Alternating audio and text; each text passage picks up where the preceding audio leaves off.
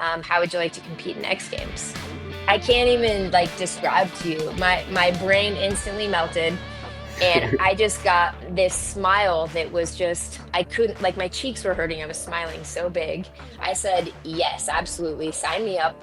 Called my husband. I said, "Hey, where are you? Bring me my bike right now."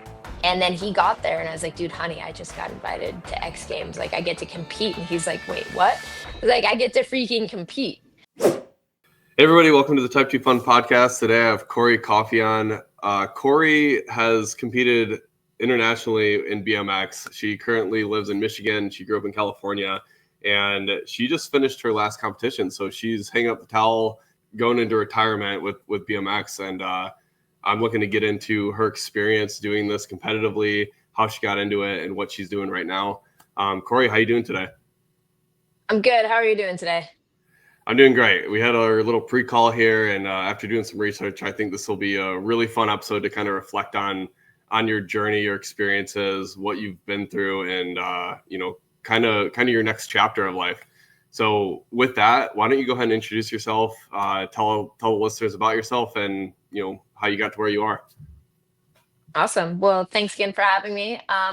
What's up, everyone? I'm Cory Coffey, and I've spent the last 20 something years of my life riding BMX and competing in BMX all around the world. And I recently, just in the last few weeks, decided to kind of hang up the towel in regards to competition. Um, but yeah, I've had the wonderful opportunity to kind of travel the world from a very young age, all because of a little tiny bicycle. And I wouldn't really trade it for the world, but I've made probably the best friends one could ever ask for and had wonderful experiences just getting to kind of travel and experience all of that. But yeah, it's been a fun time and looking forward to what's next. And looking also forward to spending a little bit more time with my family. So yeah, that's what's up. Welcome. I love it. Yeah, it sounds like you grew up in California, and I don't know, you were a skateboarder to start with. You found out that there was people bringing their bikes to the park. Tell me if I'm saying anything wrong. And something led to another that led you to get into doing this competitively. And I believe you started out doing it with racing, and then you eventually transitioned over to doing this like freestyle BMX. Is that all accurate? Yeah, that's pretty accurate. I mean, I grew up riding skateboards from a pretty like young age. Just basically playing outside on the skateboard, wasn't ever really that great at it. Even played around on rollerblades for a little bit. And then I would just see kids go by on my street on these other bikes. I'm like, dang, those bikes look really cool. So eventually they convinced me to get a BMX bike and we started building some dirt jumps in a local like alleyway.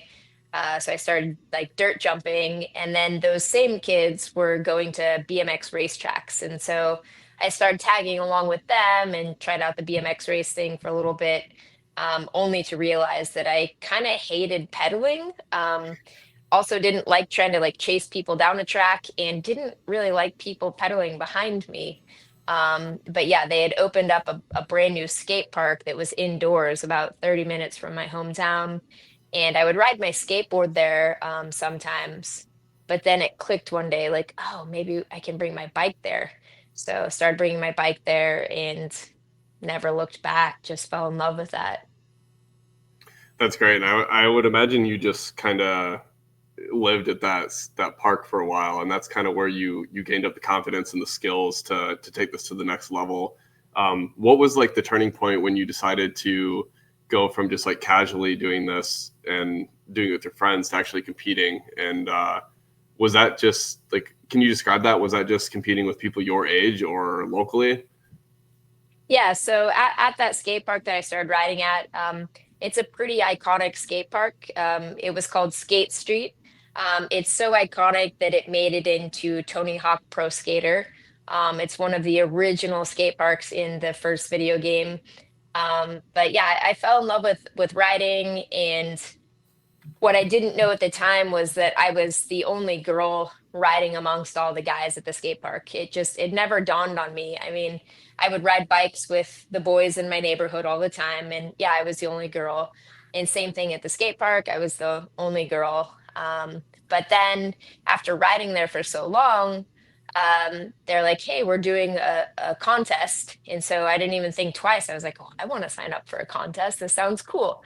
So yeah, I signed up for my first contest at Skate Street, and I competed against all the guys. And I didn't do super amazing, but I also didn't do super terrible at the same point in time. And I won some cool prizes and was pretty stoked on it. So that was when I decided, like, okay, if there's going to be another competition, I'm going to do it. But like always, just competing against the guys, like it just was kind of fun. But obviously, being a girl in a male dominated sport, living in Southern California, you stick out like a sore thumb. And I was able to get sponsors very early on. Um, and that just kind of always like helped fuel me to keep going. So yeah. That's really cool. And I guess as you're getting these sponsorships that are trickling in, uh, how did it evolve from there? Like, how did you get from competing locally in these contests to actually going internationally and competing in all these different countries and states and everything? So eventually, with the competitions, competing against all the guys, I was gaining a little bit more recognition, being a girl competing against all these guys. I always had hoped that there would be, a women's class or a women's category. And this is all kind of around, the beginning of the internet. So all we had before were print magazines. And so every once in a while I would get a couple of like little things and magazines, but then that's how you would know about other girls. But then the internet came around, and there was this really cool website that was started called Women of Freestyle, BMX, and it was kind of a gathering of all the women. And you could kind of create your own little profile. You had pictures, and that's how I started to learn about all these other girls that were doing BMX as well.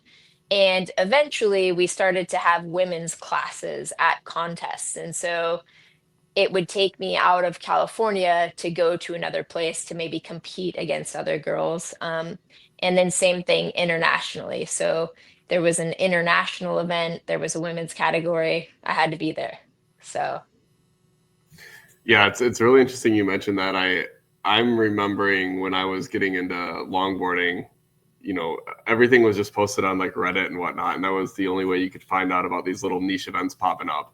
And it totally makes sense. I mean, they didn't really have a women's category back then, so you had to go to whoever was willing to spin that up. Uh, so in the early years, right. was that all like that was all within the states, or was it pretty quick that you found yourself traveling around the world? It took a little while to go internationally. I think my very first international competition was the early 2000s. And that was the World Championships that were being held in 2004 in Germany. So that was my first international competition in a women's category. And so that was the first time that I went, was the early 2000s. Awesome. Yeah, and I guess I know that you're well known for a few things. I mean, if you look up your name, you're the first girl to do a backflip. There was a couple competitions that you won. I don't know if it was the one you just mentioned. Um, and I guess like what would you say are like your accolades or your top 3 to 5 moments in your career competing in BMX? Yeah. Yeah, I mean, what a rad opportunity, right? To be the first at doing something. But yeah, the early 2000s, 2001 was the first year that I ever did a backflip on a BMX bike. So I was the first woman ever to do a backflip on any type of bike at that rate. But it was in competition against guys in 2001. And it was pretty awesome.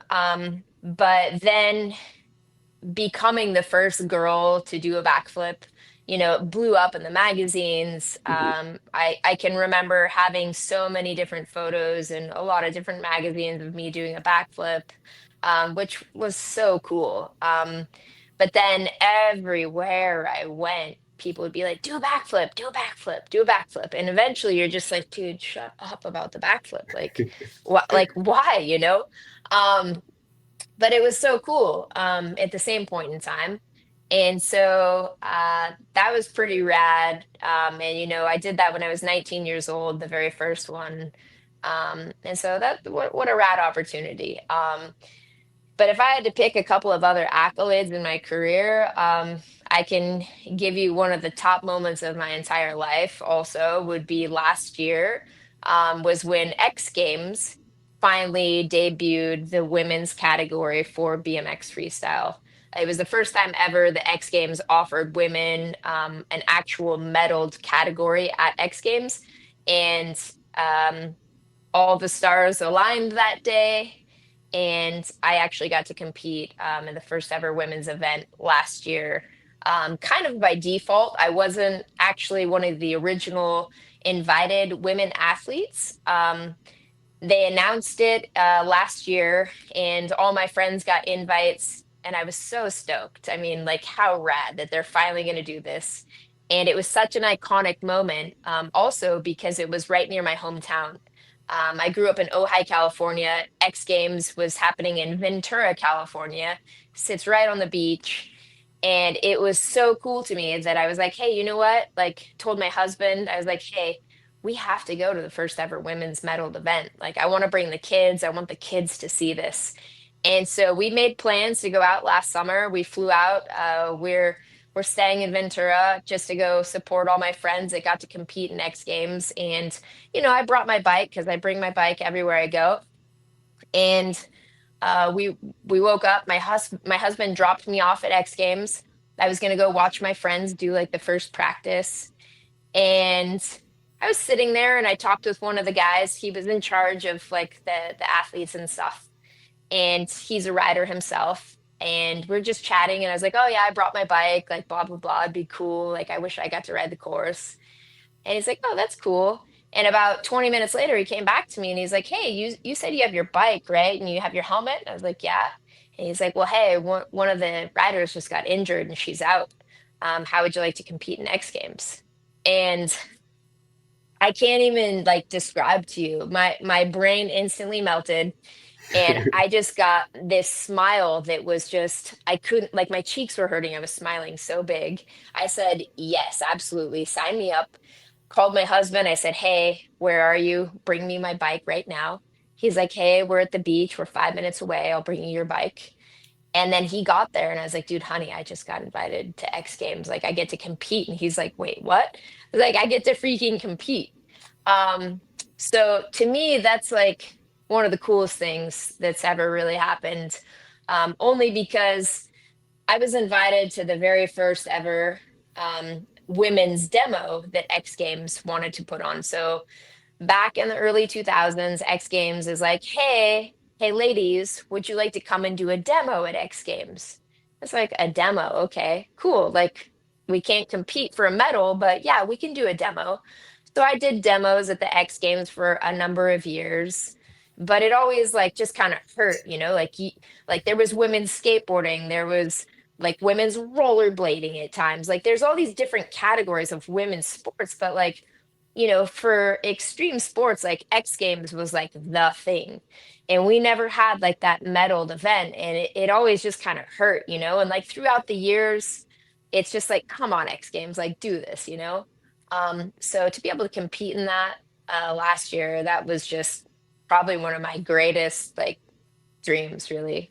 And it came true. So that was kind of a long-winded one, but yeah, that's another big accolade that I'm super stoked on. That's really cool. I mean, I think of the X Games or look at the X Games channel on Instagram and stuff, and it's just like all this really crazy, wild stuff. And I can't even imagine the energy that was there and the like caliber of people that you got to meet there. You probably knew everybody within the biking space, at least the girls, but you probably also knew a ton of the guys. what other sports was there? Was it skateboarders, rollerblades? I don't even know all the stuff that goes on at one of these X Games competitions. Yeah, they have freestyle motocross, they've got skateboarding. They no longer have rollerblading, but it was skateboarding, BMX, and freestyle motocross. But just so cool. And one of the greatest things also that I forgot to tell you about all that, like not only did I get to compete with all my fellow friends there, but my husband and my kids were there with me, and they got to experience all of that with me and watch me in which might as well have been my hometown, which was just so rad. I mean, to me, that's like the cherry on top of everything, was having them there. So super rad. Awesome. Yeah, and so just because I don't know the BMX scene, I don't know how these things work. I believe that everybody gets a little bit of time to go and do their trick set, and then or do their run, and then you get a score. I assume there's like different heats, and you have to do it a couple of times. But can you maybe go into what these BMX competitions look like, and does it vary depending on who's hosting it? Yeah, so all the BMX events that I've competed in, for at like the elite level, so all the World Cups, the World Championships, for through the UCI, through the last 7 or 8 years, those are all those are all 60-second runs. And so you get in qualifying, you get two 60-second runs, and you're trying to score as high as you can to get the most amount of points. And if you qualify high enough, then you go on to the semifinals or the finals. But there's a panel of judges that are scoring you, based on your speed, your height, your style, your landings, your progression of tricks. So you're scored on all these different things, but the goal is to do the best you can, in each of these runs. In qualifying, both runs count, but then in finals, your best run counts. But yeah, you're giving it your all for 60 solid seconds, which may not sound like a lot, but it's pretty wild at the end of 60 seconds. Is it just like you have one run, or do you get multiple runs where your scores average out? So in qualification, you get two runs, and so both runs count. But then in the finals and the semifinals, one run counts. You still Okay. get two runs, but your best score is the one that moves on. Okay, that makes sense. And then depending on how many heats, depends on how many riders. So it's just a breakdown of how many riders there are, and then they break those down into heats. And usually at the elite level, it's the order that you go in is the reverse ranking of where you sit in the overall rankings through the UCI. They gotta put the less comp the less qualified people first, so they can bring the hype for the big people. All right, that makes a lot of sense. Um, Totally. yeah, no, that's great, and that gives me some context for how this runs. That makes sense, and it sounds like that's probably how they do it with all the sports in X Games, or similar sports that are showing up to events like that. I would imagine skateboarding and anything but racing is similar, where you get your minute of fame to kind of to show yourself and see if you make it to the next rank. Yeah. And I don't know if all the things are exactly the same, but that's how our sport works. And I would assume that a lot of it kind of transpires to other sports. Okay, very cool. I can't even imagine going to an X Games thing just as even a spectator. I bet the energy was bonkers there. You mentioned the UCI, which you were telling me before call is the Union Cycliste International. And it sounds like this is where you got most of your events from. When you got skilled enough to be competing at the elite level, you kind of just followed this calendar around, and that took you to all the different places that you got to tour. Is that accurate? Like, how long were you kind of following the schedule of this calendar? Yeah, so in all cycling sports, the UCI has always sanctioned all of those sports. So track cycling, mountain biking, road cycling, um, but they never sanctioned BMX. the first time they ever sanctioned an event for BMX Freestyle was in 2016. And so in 2016, they sanctioned some of the first World Cups. And so that was my first event that I ever competed in under the UCI's sanctioning was in 2016. And so that's when I started following like the World Cup schedule and just started only competing in World Cups and World Championships and a couple of like lower level events. But yeah, starting back in 2016 was when they first started sanctioning our sport. And then how do you even qualify for that? Like, what ranks you into being able to compete in these, and like how do they add and remove people from those competitions? Yeah, so it's a ranking system, and so the World Cups are kind of at this level, and in order to compete in a World Cup, you have to have a minimum amount of points, and so there's lower level events than a World Cup, that would be like a C1 event, and so maybe you have to, win a C1 event or at least place high enough in a C1 event to have enough points to be able to qualify in a World Cup. And so maybe if you're brand new to this sport, maybe you do a local event in your country that's a C1. That would be like a great entry point. Um, so when you're ready to compete at the elite level, you would go and into a C1 event. Your country could also host like a national championship. Maybe if you win your national championship or you do like the top five, you would get enough points to be able to then enter into a World Cup. And then above the World Cups, are the World Championships. Above the World Championships are the Olympic Games. And so it's all a tiered system. You're gaining points to get into a ranking to be able to compete at these events, if that makes sense. It does. It's really fascinating to me because I have so many different types of guests on that are competing at different skill levels. So it's very interesting to see what bodies are created to host this international stuff and how they actually bring people in. Some things it's invite by your country, some it's a point system like you're saying, and some it's just like they're in such a niche um, sport that anybody can go and sign up. So it's really cool to kind of hear about that, especially since I know BMX has been around for a long time.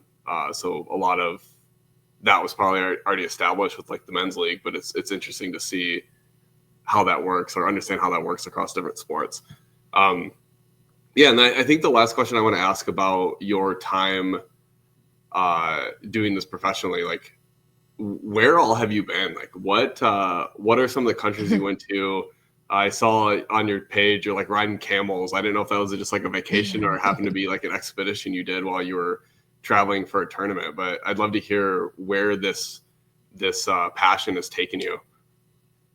Yeah, I definitely was riding camels for fun, but I was riding camels in the Middle East because that's where our last competition was. Okay. The World Championships were held in United Arab Emirates in Abu Dhabi, and so just happened to go out on a desert safari and rode camels a little bit. But yeah, I've been to a few countries in Asia, many countries in Europe, quite a number of countries in South America. I've been into parts of Oceania, and here in the United States and Canada. I've been to 6 out of 7 of the continents. I haven't been to Antarctica yet. I think I'll just have to go there for fun one day. But yeah, I've been to 6 out of the 7 continents. But not too many countries. I mean, I just did my country count recently, and I think I've been to like 50 something countries. But when I look at like the overall countries in the world, it's not really that much. It's a lot for me, and I think that's awesome. There's so many people that I have on, and they use their passion or their hobby as a, a venue to travel the world, and it's really cool, right? There's people that I don't know get into dirt biking or canoeing, and they kind of just follow the events around because that's their passion. It's like a cool vehicle for them to see the world. And I just think that's so cool that you can kind of find something that you're so into that you can compete at a little bit, that allows you to meet these different people, see the world, like just soak in so many different things just because you found something that you like to do. Um, do you Yeah. have any do you have any like what would be your top three places you've been to? I mean, if I had to pick top three places, I mean, I think one of my favorite countries that I get to travel to and ride in is probably Costa Rica. That's like my number one, just because it's a great place to train because the temperature is so high. You've got great humidity, so you're just like sweating it all out. And if you can learn to ride in an environment like that, you can pretty much ride anywhere in the world. But it's also got an amazing beach, access to great food. The people are super rad. But Costa Rica is my number one. Number two. I might pick somewhere fun, like maybe Japan. I mean, Japan's pretty wild. It's so in the future. And it's just it's beautiful and the people are so cool. The food's really fun. Um, and then probably a third would I'd have to pick Down Under because I mean Australia, like that place can kill you if you're not careful, you know? Um, but yeah, same thing. Like the people are super cool. The landscape is incredible, the food's incredible. It's just a lot of fun down there. So yeah, Costa Rica, Japan, and Australia. I actually got to go to Costa Rica with my wife. We rented enduros and we drove around the country before we had kids, and that was a wild way to tour a place. We don't have motorcycles here. We have dirt bike experience, but we kind of got the idea from a friend and would recommend if you're comfortable on a bike. That's a very cool and adventurous way to see a new country, especially in Central America.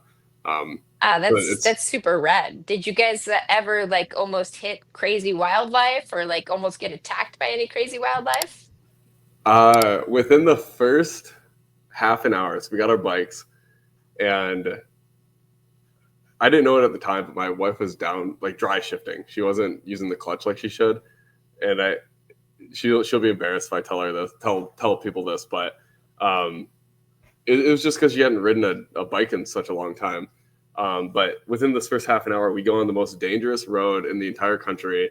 It's just like windy, very narrow lanes. It's raining, and yeah, she almost swerved on incoming traffic at one point, and then like around the next corner, there's a bunch of these. I don't remember what the names of them are, but they're like a cross between a monkey and a raccoon. I'm sure you saw them while you were out there.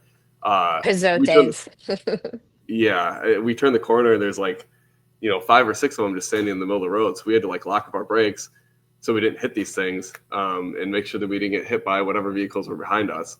Um, Aside from that, no, I mean, we didn't have any like crazy wildlife encounters. We did do like a nighttime safari, uh, like a night hike to see the tarantulas and the poisonous vipers and all that stuff.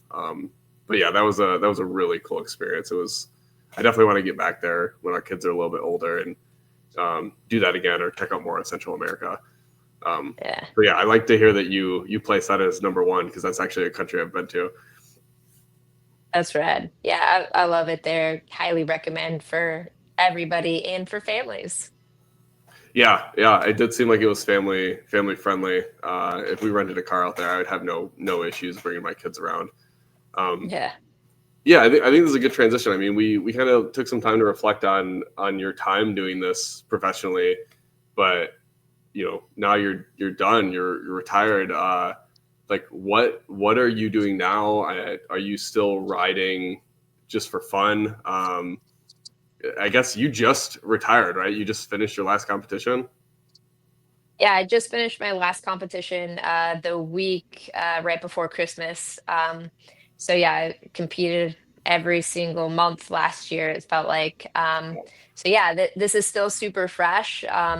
It's only been a few weeks. I'm used to training and riding 6 days a week. And so post-retirement, I still find myself, working out, doing my conditioning rides still 6 days a week. Um, I don't have to ride 6 days a week right now on my BMX bike, but I'm still obviously riding because I love this stuff. I'm obviously in this for life. I love to do it. And so I can't just walk away from it. But yeah, still writing for fun. And it's so cool. Like it's always just been for fun. But now it's like actually still just for fun. And I just can't stop. That's great. I know that you have three kids, right? I have two young daughters. You have three daughters that are, would you say 7, 9, and 11? Did I say that right?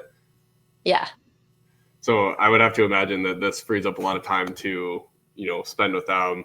How did how did they take to BMX? Like what does BMX mean to them, since their entire existence you've been kind of doing this and they've been surrounded by it?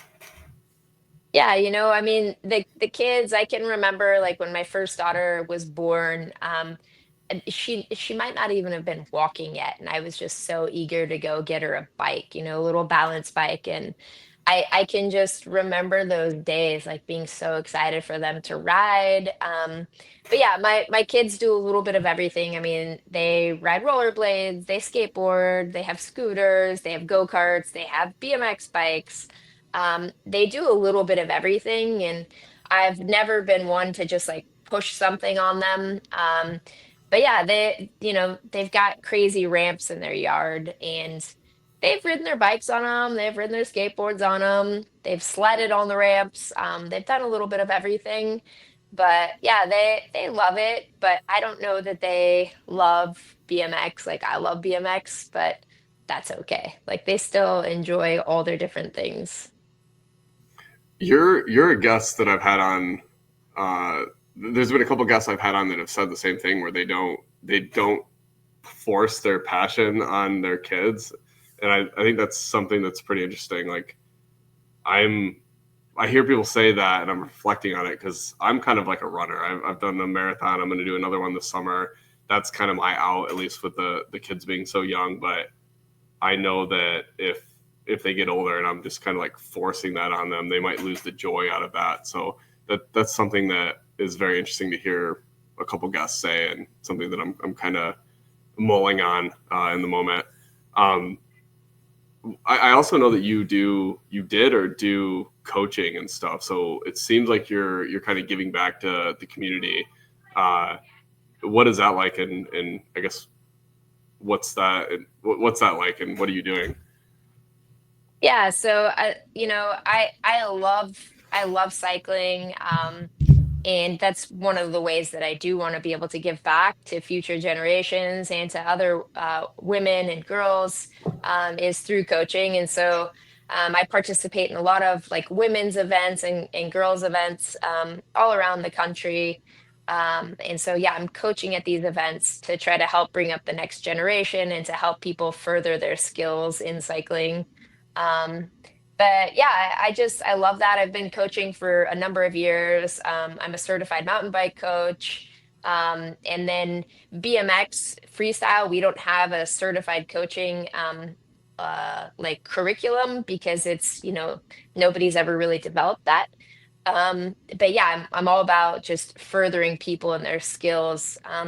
I realized a long time ago that there's a lot of really great writers out there, but great writers don't necessarily make great coaches. And so through becoming like a certified mountain bike coach, I kind of learned the techniques of being able to break down people's writing. And it's just something that I love, it's being able to kind of pass on this gift and this love to other people to kind of help, build up their confidence. And that's one thing that I've been able to kind of take away from cycling personally, like being a young girl growing up cycling.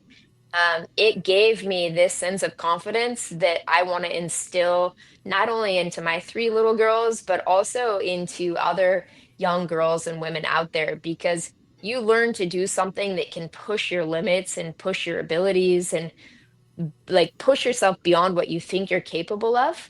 And you walk away so inspired and so stoked that it's like, this is rad. Like I have a superpower. and I want to push that like onto as many people that are wanting that as possible. So yeah, I love coaching, love doing events. Really look forward to kind of diving into more of that with all of my free time now. And I also want to just help grow cycling as a whole. Whether that's like young kids or teenage girls or even like older women, just giving people skills to be able to just kind of push themselves like physically and mentally. So yeah, I'm all about it. You can find me at a lot of events this year all around the country. I think it was Alan who actually referred me to you, and he's a coach down in Ohio, Cleveland, I think. And he spoke Right. a lot about confidence, and I feel like that's huge, right? You have these kids that you don't even get outside that much, but they find someone to look up to mentor them, to challenge them in sports like mountain biking or BMX or whatever you have it. And I think having that confidence as a kid is something that really just like pays dividends for the rest of their life, right? If you have the confidence to overcome that, or get up after falling down, you'll probably excel at school. You'll do really good in the world because you just have that confidence to grow, to figure it out, whether it's education, fitness, whatever. So that's something that really resonates with me, and I'm glad you brought up. Um, we I just mentioned that kids need the confidence to overcome falling down or failing, right?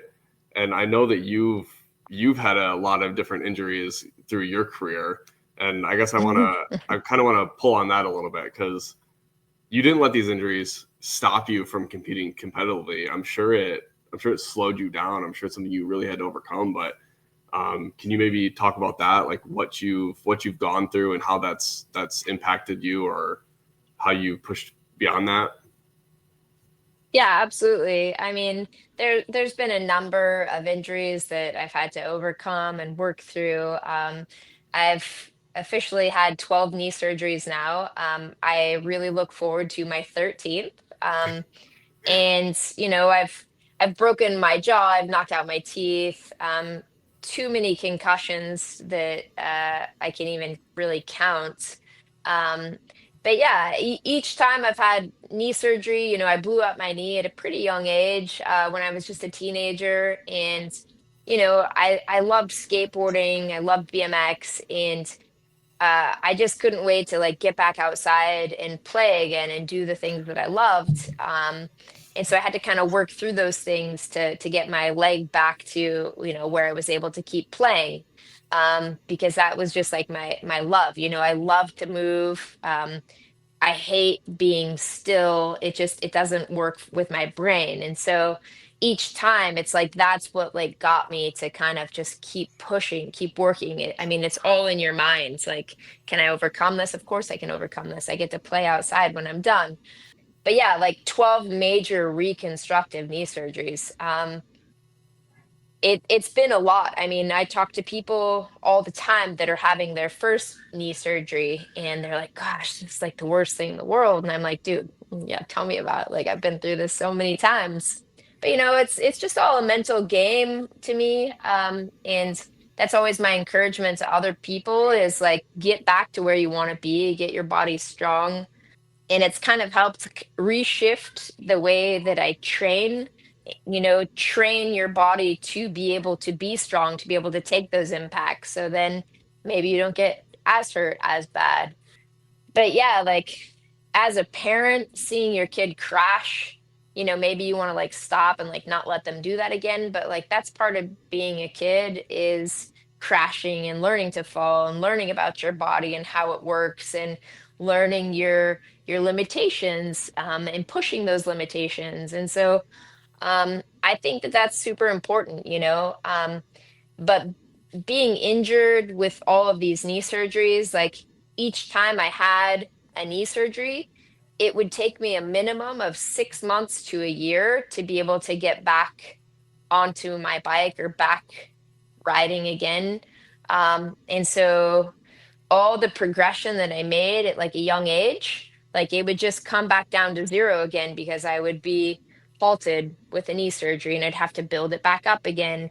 And so, doing cool things like learning to backflip on a BMX bike, like, yeah, that's super cool. But then, like, I blew my knee out again and I have to bring it back to zero and like slowly learn like what can I do or what can I not do to like push that or not push it. And the older I got, and the more surgeries I've had, especially in like these last like 10 years, I've learned to just kind of keep everything within a certain like my certain limitations. Like, yeah, I still ride and like I do crazy things, but all within a certain like ability because I don't ever really want to get hurt again. And I blew my knee out again at the World Championships in 2018 in China. And I don't wish that upon anybody to get hurt in such a foreign place like that. Being surrounded by foreign people and your like pain level is just on another level. But not only that, but then like having to still get back to home while injured, like that stuff sucks. Like I'll be real with you. Like it sucks. Um, but when I blew my knee out the last time in 2018, I've I've gotten a cleanup surgery since then, but I've never officially gotten my knee fixed. So for the last 8 years, I've been riding on a blown out knee. Um, and I've worked with my strength and conditioning coach to get my body as strong as possible to be able to try to overcome and compensate for that blown out knee. And it's worked this far, which is cool, but like it's all within like a specific like limit set there. And so now that I'm retired, now I feel like I can actually get it fixed.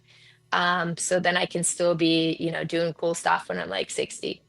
Um, but yeah, I don't know. It's just all a little bit of stuff. Like you're gonna fall so many times, and that's what I try to tell my kids. Like you're gonna fall, but that's like how you learn, and that's how you learn to kind of push through things. But yeah, just don't let injuries stop you from doing the stuff that you love.